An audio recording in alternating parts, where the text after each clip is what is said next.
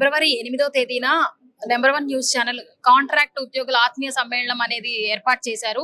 అందులో మీరు already 100 days గడువు అనేది ఇచ్చాము. ఫిబ్రవరి 8వ తేదీ నుంచి స్టార్ట్ చేసాము ఆ గడువు అనేది.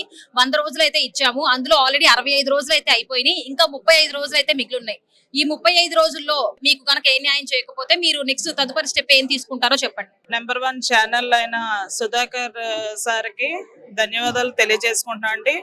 ఇప్పటి వరకు మా కాంట్రాక్ట్ కి అంటే మేము ఎన్ని బాధలు పడుతున్నా మేము అలాగా ఒక మూల పడి ఉండడం అనేది జరిగింది. ప్రతి ఒక్క అధికారికి రిప్రజెంటేషన్లు ఇచ్చుకుంటూ పోవడమే తప్ప మా యొక్క డిమాండ్స్ అనేది ఎవరు కూడా పై అధికారులకి తెలియజేయకుండా ఉండి ఒక మూల పడేసి ఉంచేవాళ్ళండి. కానీ ఈ నెంబర్ 1 ఛానల్ ద్వారా సాయి సుధాకర్ సార్ ద్వారా మేమంటే ఏంటి, ఒక కాంట్రాక్ట్ స్టాఫ్ నర్సెస్ అనేవాళ్ళు వాళ్ళ యొక్క ఇష్యూస్ అనేవి చాలా ఉన్నాయి. వాళ్ళ యొక్క బాధలు అనేది బయటకు తీసుకురావాలి అంటే నేను ఏ విధంగా సహాయం చేయాలి వాళ్ళకి అని చెప్పేసి మా అందరికీ ఒక సమావేశం అనేది ఏర్పాటు చేయడం అనేది జరిగిందండి.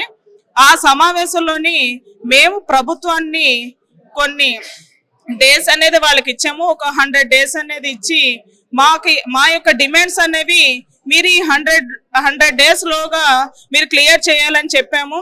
కానీ ప్రభుత్వం అనేది ఎటువంటి చర్యలు అనేది తీసుకోకుండా అసలు మా గురించి పట్టించుకోవడం అనేది కూడా జరగలేదండి. 65 డేస్ కూడా అయింది. కానీ ఇప్పటి వరకు మేము ఓన్లీ కాంట్రాక్ట్ స్టాఫ్ నర్సెస్ మాత్రమే ఉండి మేము ఇప్పటి వరకు ఉన్నామండి. కానీ ఈ రోజున మొత్తం staff nurses, lab technicians, pharmacist, తర్వాత రేడియోగ్రాఫర్, మొత్తం అన్ని డిపార్ట్మెంట్లో పారామెడికల్ డిపార్ట్మెంట్లో జేఏసీ అనేది ఫామ్ అయ్యి మా యొక్క డిమాండ్స్ అన్ని కూడా ఈ యొక్క మిగిలిన 35 డేస్ లో కల్లా మాకు క్లియరెన్స్ అనేది ఏవి రాకుండా ఉన్నట్టయితే కనుక మేమందరం కలిసి ఒకే యూనిటీగా రెడీ అయ్యే అవకాశం అనేది ఉన్నదండి.